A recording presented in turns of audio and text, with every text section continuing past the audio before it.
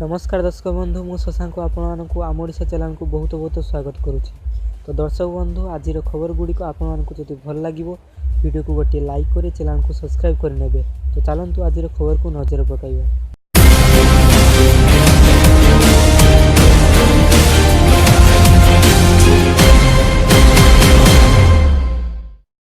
दुर्बल मौसुमी बिगाड़ी पारे देशर अर्थव्यवस्था।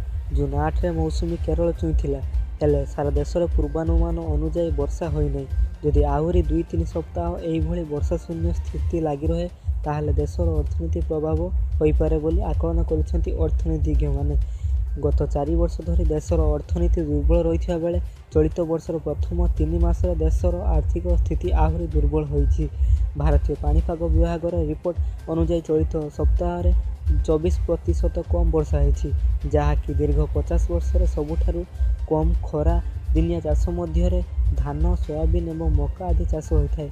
एथिपाई प्रचुर पानी आवश्यक थाए, हेले वर्षा परिमाण कमिथिबारु आगामी दिन में एही सबु शस्य अधिक दाम हेबा सांगकु बजार में कम परिमाण उपलब्ध होइपारे। तेणु आगामी 2-3 सप्ताह मध्य देश में भल वर्षा नहेले चाष क्षतिग्रस्त हेबार संभावना रही और अमल में विलंब हेबो बोली कुहाଯାଇଛି।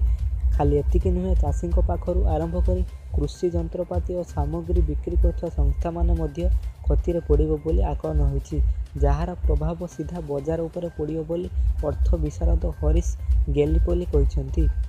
भारतर श्रमबल एवं प्रतिभा जापान को मजबूत करिछि। जापान सह भारतर संपर्क मजबूत हेबार लागिछि। दुई देश कार निर्माण में सहयोगिता स्थापन करथिले।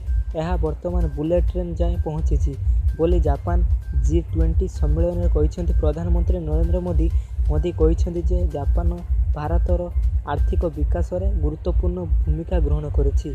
आगामी 5 वर्ष में भारतर $5 लाख कोटी अर्थव्यवस्था लक्ष्य नहीं आगक बढ़ुछि। फल दुई देश मध्य थिबा संपर्क पूर्वापेक्षा मजबूत हेबो। गोटे समय थिला जेतेबेले भारत एवं जापान कार निर्माण करिया पई सहयोग प्रतिष्ठा करथिले, जा एबे बुलेट ट्रेन रे पहुंची। भारत रे एपरि किछि स्थान नाही जेउठारे जापानर परियोजना एवं निवेशर छाप नाही। एहीपरि भाबरे भारतर प्रतिभा एवं श्रमबल जापान को मजबूत करिछि। आहुरी मध्य मोदी जापानर समकक्षों सह पलातक आर्थिक अपराधी, विश्वर अर्थव्यवस्था आदि प्रसंग चर्चा करथिले।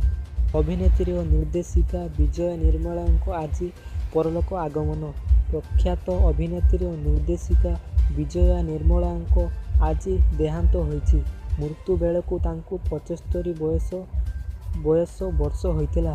आज सकाळे हैदराबाद एक हॉस्पिटल से चिकित्साधीन अवस्था सबुदिन पई आखि बुझी देइथिबा तांको पुओ तथा अभिनेता नरेश सूचना देइछन्ति। मृत्युर कारण संपर्क में से स्पष्ट सूचना दे नथिले।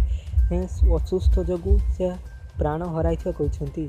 विजया निर्मला 200 रु अधिक तमिल और तेलुगु मलयालम फिल्म रे अभिनय करिसेंति। एथिसह से 44टी फिल्म रे निर्देशन मध्य देइछन्ति।